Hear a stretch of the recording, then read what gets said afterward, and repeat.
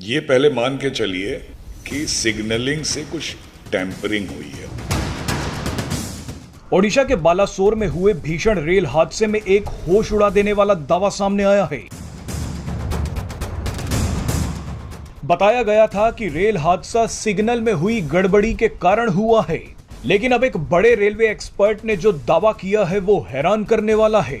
Railway expert Sudhanshu मणि ने कहा है कि इसमें कोई शक नहीं है कि हादसा सिग्नल में गड़बड़ी के कारण हुआ हो, लेकिन मैं आपको बताना चाहता हूं कि सिग्नल के साथ कुछ ना कुछ छेड़छाड़ हुई है। सुधांशु मणि ने कहा कि यह सैबोटाज यानी साजिश हो सकती है या फिर मेंटेनेंस स्टाफ की गलती भी हो सकती है। आपको बता दें कि सुधांशु मणि को स्वदेशी वंदे भारत एक्सप्रेस का जनक कहा जाता है। सुधांशु मणि ने पूरी घटना आसान शब्दों में समझा दी है। उन्होंने अपने बयान में लूप लाइन और मेन लाइन का जिक्र किया है। सुधांशु मणि का बयान सुनने से पहले आपको यह पता होना चाहिए कि मेन लाइन और लूप लाइन क्या होती है। दरअसल रेलवे में प्रमुख रूप से दो लाइनें होती हैं, एक आने वाली और दूसरी जाने वाली। इसे हम अप और डाउन भी बोलते हैं। ये मेन लाइनें होती हैं, लेकिन एक रेलवे स्टेशन पर जरूरत के हिसाब से इन मेन लाइनों से ही 2-4 अतिरिक्त लाइनें भी निकाली जाती हैं। इन अतिरिक्त लाइनों को ही लूप लाइन कहा जाता है। कुछ लूप लाइन से ट्रेन प्लेटफॉर्म तक पहुंचती है तो कुछ पर मालगाड़ी खड़ी रहती है। आप आसान भाषा में समझ लीजिए कि किसी ट्रेन को स्टेशन पे पार्क करने के लिए लूप लाइन पर ही खड़ा किया जाता है। ओडिशा में हुई रेल दुर्घटना भी मेन लाइन और लूप लाइन की वजह से हुई है, क्योंकि कोरोमंडल एक्सप्रेस मेन लाइन से हटकर लूप लाइन पर खड़ी मालगाड़ी से जा टकराई। अब आपको रेलवे एक्सपर्ट सुधांशु मणि का बयान सुनवाते हैं। कल कई वर्जन्स चल रहे थे डेट ऑफ एक्सीडेंट के अगले दिन, तो कुछ क्लैरिटी नहीं थी, लेकिन अब काफ़ी क्लैरिटी हो गई है कि हुआ क्या था। तो मैं आपको सीक्वेंस रिकंस्ट्रक्ट कर देता हूँ। ये पहले मान के चलिए कि सिग्नलिंग से कुछ टैंपरिंग हुई है। अब टैंपरिंग सेबोटाज में हुई है या मेंटेनेंस स्टाफ द्वारा हुई है, वो इंक्वायरी का विषय है। मुझे ऐसा लगता है कि मेंटेनेंस स्टाफ द्वारा हुई है, लेकिन वो इंक्वायरी में सामने आएगा। तो मैं रिकंस्ट्रक्ट करता हूँ कि पहले मालगाड़ी इस स्टेशन पे आई, उसको लूप लाइन में लिया गया। उसको लूप लाइन लेने के बाद एएसएम का काम है कि जो रूट लूप लाइन को सेट है उसको मेन लाइन की तरफ सेट कर दे, जो कि खाली थी।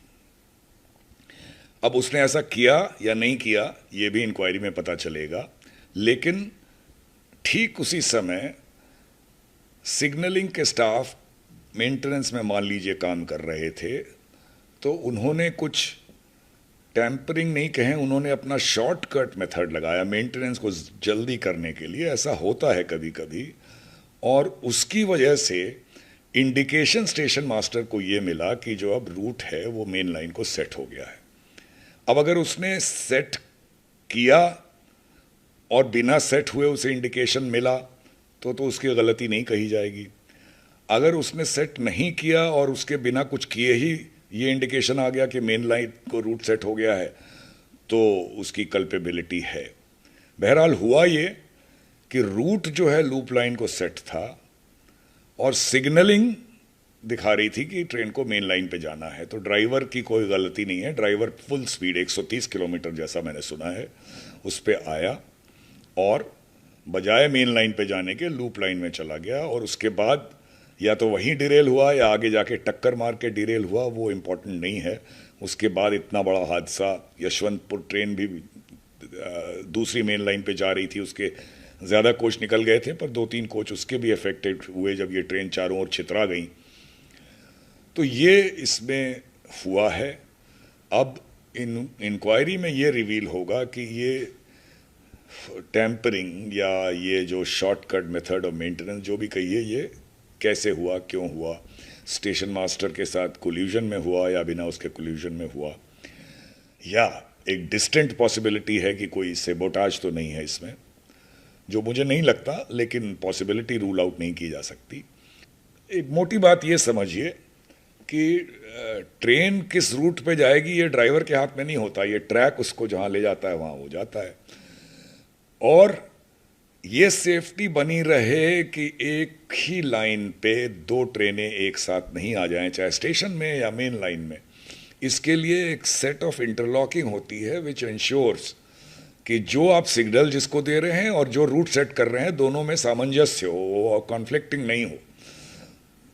तो उसमें इंटरलॉक्स काम आते हैं और इस सिस्टम को इलेक्ट्रॉनिक इंटरलॉकिंग या कोई भी इंटरलॉकिंग कहा जाता है। नहीं, इंटरलॉकिंग फेलियर तो हो सकता है, लेकिन फेल होने पे वो सेफ मोड में जाएगा, उसमें वो एक्सीडेंट की सिचुएशन नहीं पैदा होगी। इक्विपमेंट तो फेल हो ही सकता है। यहाँ पे जो हुआ है वो जो मैं कह रहा हूँ कि टैंपरिंग का केस है, यानी कि आपने कोई शॉर्टकट लगाया मेथड में या आपने क्रिमिनल किसी इंटेंट से कोई टैंपरिंग की।